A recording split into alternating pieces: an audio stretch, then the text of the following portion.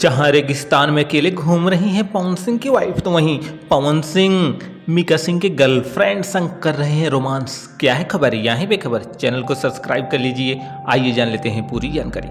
पवन सिंह जहां एक और अपनी फिल्मों और गानों को लेकर व्यस्त हैं, साथ ही राजनीति में एंट्री के लिए भी पूरी तैयारी में भी हैं और नेताओं से मुलाकात की आए दिन तस्वीरें भी शेयर करते रहते हैं। वहीं पवन सिंह की पत्नी ज्योति सिंह अकेलेपन को अपनी ताकत बना रही हैं। यह कपल भले ही कानूनी तौर पर तलाकशुदा न हो, मगर असल जिंदगी में बिखर चुका है। इसी बीच पवन सिंह और ज्योति सिंह ने अपने अपने सोशल मीडिया पेज पर लोगों को अपडेट दिया है।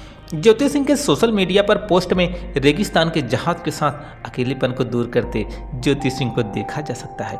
हालांकि पवन सिंह के फैंस अभी भी ज्योति सिंह को भाभी जी ही कहते हैं और ईश्वर से प्रार्थना करते हैं कि दोनों एक हो जाएं। फोटो पोस्ट कर ज्योति सिंह ने लिखा, being Elon has power. Jyoti Singh अकेलेपन में एक हैप्पी लाइफ जीने का सोशल मीडिया पर दिखावा तो करती हैं, लेकिन खुद को सोशल मीडिया पर मिसेज पवन सिंह ही लिखा है।